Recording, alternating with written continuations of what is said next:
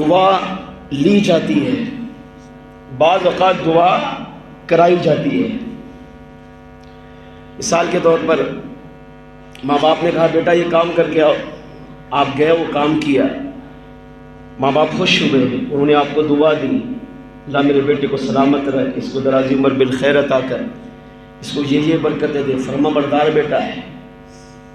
بعض اوقات ماں باپ کسی تمنا کا اظہار کرتے ہیں، کہتے نہیں ہیں بچے کو، تمنا کرتے کاش یہ کام یوں ہو جائے، کاش یہ کام اس طرح ہو جائے۔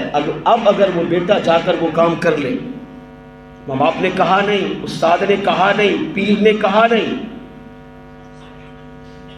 آپ کے کسی افسر نے کہا نہیں، مگر آپ نے وہ کام کیا، اب ماں باپ کو پتہ چلا تو اب وہ خود دعا دیں گے، ان کے دل سے خود دعا نکلے گی۔ آپ کا کام کرنا ان کو مجبور کرے گا کہ آپ ان کو دعا دیں، کیونکہ انہوں نے کہا نہیں مگر آپ نے پھر بھی وہ کام کیا ہے۔ آپ کا وہ افسر آپ کی تنخواہ میں اضافہ کرے گا، وہ اپنی محبت شفقت میں اضافہ کرے گا، پیر مرید پہ شفقت کرے گا، ماں باپ اولاد پہ کریں گے، استاد شاگرد پہ کرے گا۔ تو بعض اوقات کام کر کے دعا لی جاتی ہے، بعض اوقات کام وہ سامنے والا کہے اس کی بات مان کر دعا کرائی جاتی ہے۔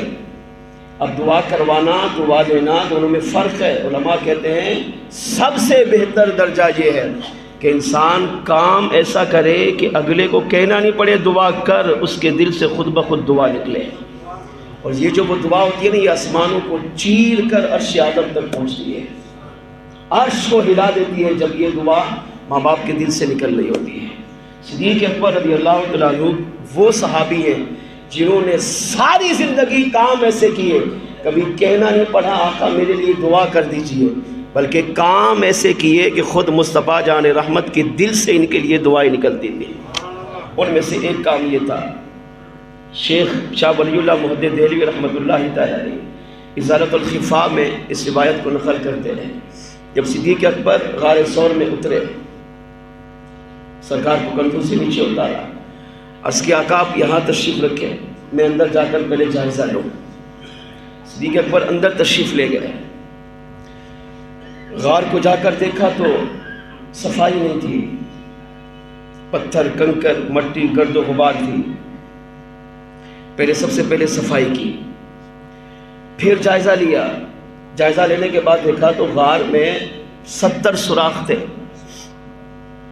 سوراخ کس نے کیے تھے؟ ایک سانپ نے۔ اس کی ایک اپنی داستان ہے، وہ سانپ عاشق رسول تھا جو عیسیٰ علیہ السلام کے زمانے کا تھا، اور اس نے عیسیٰ علیہ السلام سے سنا، حضور کے فضائل سنے، حضور کا میلاد سنا تو حضور پہ فدا ہو گیا، حاضر ہوا، عرض کیا وہ نبی کب آئیں گے؟ فرمایا ہزاروں سال بعد۔ ان کی نشانی فرمایا مکے میں پیدا ہوں گے، مثال مدینے میں فرمائیں گے۔ اب سانپ نے سنا کہ ایک دن حضور مکے سے مدینے جائیں گے، یہ بھی بتا دیا وہ غار ثور میں ٹھہریں گے۔ تو اب وہاں سے چلا غار ثور میں آیا اور 70 سوراخ کیے۔ کیوں؟ عشق کی انتہا ہے۔ اللہ کرے ہم اس سانپ جیسی محبت کرنے والے بن جائے تو تب بھی ہماری نجات ہو جائے۔ ایک سوراخ کیا، دل نے کہا ہو سکتا ہے یہ بند ہو جائے، پھر دوسرا، پھر تیسرا، 72 سوراخ کیے۔ کیوں؟ ایک بند ہوگا تو دوسرے سے حضور کو دیکھوں گا، وہ بند ہوگا تو تیسرے سے، وہ بند ہوگا تو چوتھے سے۔ المختصر صدیق اکبر آئے، اب دیکھا کہ 70 سوراخ ہیں، اب کوئی چیز نہیں ہے، تو اب آپ نے کیا کیا؟ 2 چادریں تھی آپ کے جسم پر، تو جو اوپر والی چادر تھی اس کو اتارا، اب اس کو پھاڑا، اب اس میں چھوٹے چھوٹے کنکر ڈال کر مٹی ڈال کر ان 70 سوراخوں کو بند کیا۔ اب عرض کیا یا رسول اللہ تشریف لے آئے۔ آقا علیہ الصلوۃ والسلام غار میں تشریف لے گئے، رات کا وقت تھا، تو صدیق اکبر رضی اللہ تعالیٰ عنہ نے عرض کیا یا رسول اللہ اب سو جائیے، تھک گئے ہو گئے بہت۔ اب سرکار کو سلا دیا، کہاں؟ اپنے زانوں پر، ساری رات جاگتے رہے اور اپنے زانوں پر حضور علیہ السلام کا سر انور مبارک رکھ کر انتظار کرتے رہے، آقا کی حفاظت کرتے رہے۔ میرے آقا علیہ السلام آرام فرماتے رہے۔ جب صبح ہوئی تو آقا علیہ السلام اٹھے تو صدیق اکبر رضی اللہ تعالیٰ عنہ کے جسم پر دیکھا تو یہ اوپر جو چادر تھی اس کا بہت سارا حصہ نہیں تھا، کچھ حصہ لیا ہوا تھا. تو پوچھا اینا ثیابکا، آپ کے کپڑے کہاں گئے؟ ابھی جب آئے تھے تو آپ کے جسم پر چادر تھی، اور ابھی آپ کے جسم پر چادر نہیں ہے، تو میرے یار غار لباس کہاں گیا؟ اینا ثیابک، لباس کہاں ہے آپ کا؟ عرض کیا یا رسول اللہ صلی اللہ تعالی علیہ وسلم، یہ سارا واقعہ سنا ہے کہ میں نے اتار کر پھاڑ کر لیریاں بنا کر ٹکڑے بنا کر اس 70 سوراخوں کو بند کیا. اب آقا علیہ الصلوۃ والسلام نے جب یہ منظر دیکھا، یہ وہ عمل تھا جس نے صدیق اکبر کو وہاں پہنچا دیا جہاں کوئی پہنچ ہی نہیں سکتا.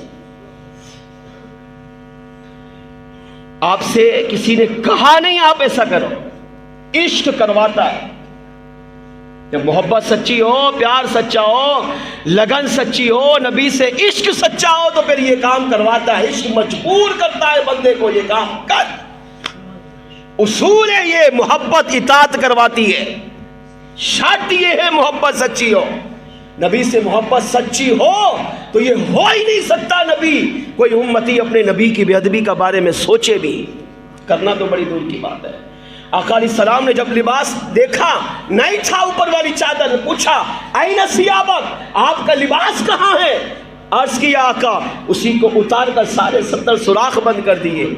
اب یہاں میرے آقا علیہ السلام نے صدیق اکبر کو ڈانٹا نہیں کہ میرے عشق میں تم نے کیا کیا، اپنا لباس بھی پھاڑ دیا، جبکہ 2 چادروں کے علاوہ کچھ پاس تھا ہی نہیں، کچھ بھی نہیں کہا، بلکہ آقا علیہ الصلوۃ والسلام نے وہیں بیٹھے بیٹھے اللہ کی بارگاہ میں ہاتھ اٹھا کر دعا مانگی.